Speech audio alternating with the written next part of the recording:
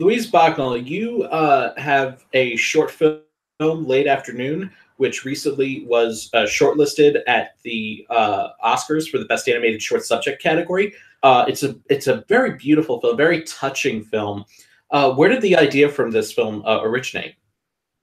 Well, the idea I actually had quite a few years before I made the film, and I let it kind of evolve a bit in my own head.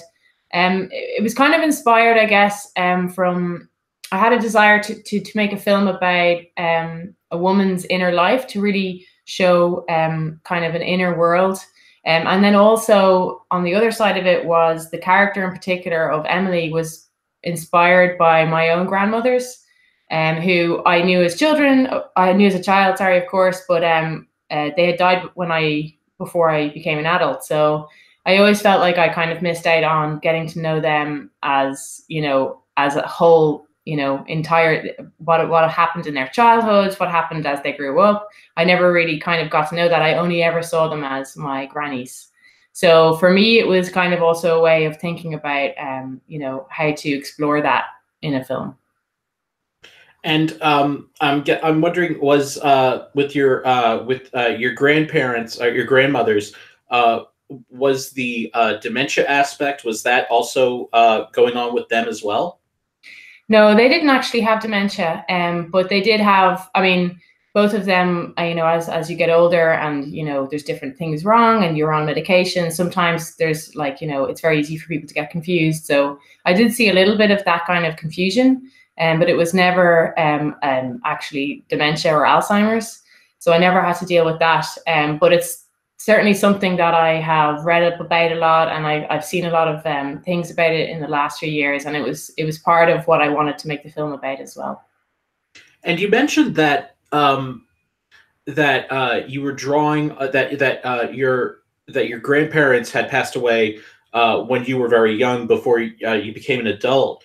So what did you draw the experiences from that we see Emily have in the film? Where did you draw those from? Well, it's funny, I guess, when my last grandparent died, there was after that, in the following years, there was a lot of stories told about, who they were, what they were like when they were younger. My parents would tell me about what their parents were like a bit more. I actually found out about them in a way more after they were gone than when they were still around. So partly that was informed by, the stories that my parents would tell me.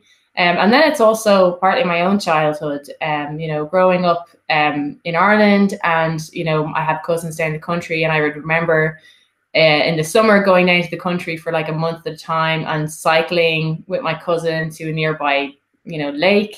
And it would take us, 2 hours because it was that far away, and we would get punctures, and it was just like, for me, that's all part of like a sort of kind of summertime, like endless summer kind of feeling of what my own childhood was like. So partly for me, it's kind of the stories that my parents would tell about their parents, and also my own experiences. And what made you think that this kind of story was suited to be told through animation? I know that you said that you primarily that you've only worked in animation, but what about the story made you think that this was really appropriate for animation? Well, for me, animation is just it's the way I like to express my ideas, I suppose. I really enjoy drawing, and for me, it's a way of actually thinking an idea through. And once I start drawing something on the page, it actually evolves more. Also, I feel like the idea there was some quite abstract aspects to the idea, like the memories and moving from present into the past. And I wanted to be able to make these transitions that I don't know how I would have done it without animation, to be honest.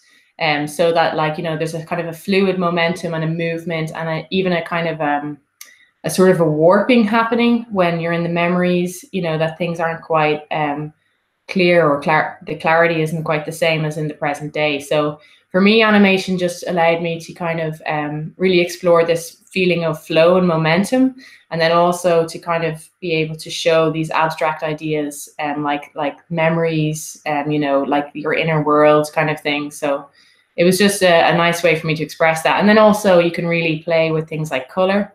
You can play a lot with even the design, the character design, you know, having quite simple choices as a way of getting people to, you know, kind of letting the audience in a little bit more by projecting onto the characters more and things like that. So, yeah.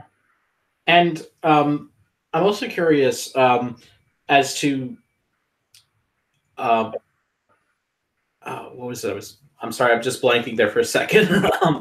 uh, uh, I'm sorry, I'm blanking Okay. there for a second. But so I wanted to ask, what has the reaction been like from people? Have you gotten reaction from people who have had similar experiences with uh, not just parents, but loved ones in their life who are going through either just, you know, old age memory loss or dementia? Have you gotten reactions from people who have gone through that? Yeah, I mean, it's one of the things that I suppose I didn't know what the reaction would be like from people who had the experience themselves.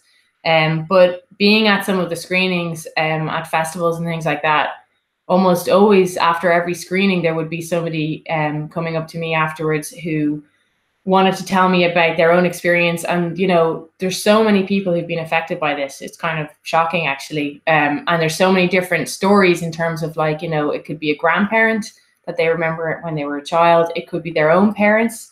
It could be, in fact, a partner. It also, you know, so it affects so many people that I also found that people were quite, you know, for me, it was quite surprising, but I guess it makes sense. Like, you know, they wanted to tell me about their own story, about their own experience, and just tell me, like, you know, that this bit is what happened to me, or this is how, like, when I remember this moment with my, you know, with my mother, or something like that. So that was actually quite amazing. Had you ever had that experience with any of your other works that you've done over the years? No, I don't think anything. I don't think anything quite as powerful as that. I think there's always, you know, you're always hoping that the audience will engage with what you're making. But with this, I knew that I was trying to make something maybe a bit more emotional and a bit more personal, I suppose. So I wasn't sure where it would land. I didn't know I didn't know if it would make people uncomfortable, because it is quite, you know, openly emotional. But I think the reaction that we got actually was really warm, and people really embraced it. So that was great. And one other thing I wanted to ask was, how long did it take to animate this? Because it's very striking to see animation, that's actually like drawn and, not like computer animated in any way. Yeah. How this?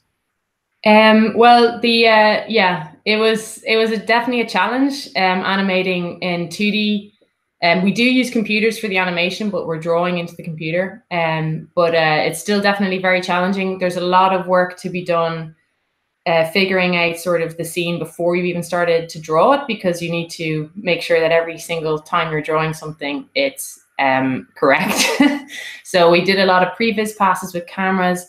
I mean, stuff is done by, you know, in Japanese animation, in anime, they do this stuff like, you know, there's often these dynamic camera moves, but it's definitely a challenge for a 2D animation, in 2D animation to do it.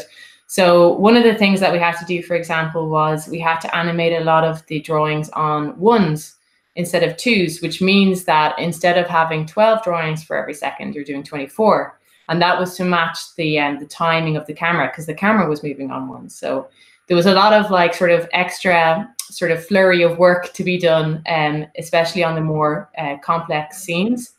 So overall, the whole film, once we actually began, we only had about 10 months from beginning to end.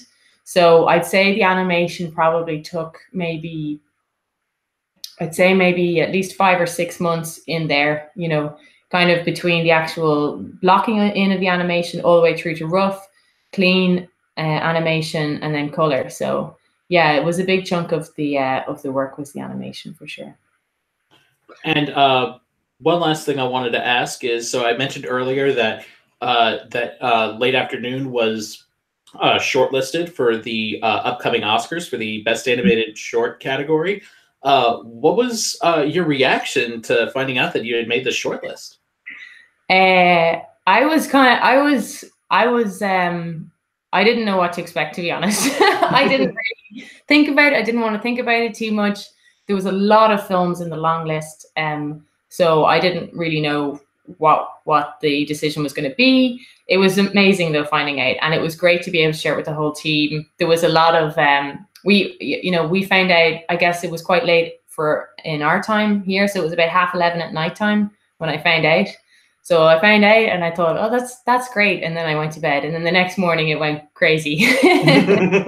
So I got into work and everybody was, ah. So that was, it was great though. And everybody on the team was so delighted.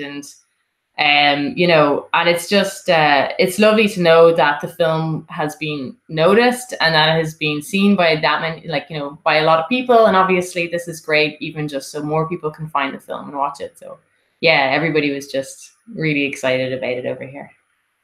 Well, Louise, I can't thank you enough for this. We wish you all the best this award season. The film is late afternoon. Thanks for joining us.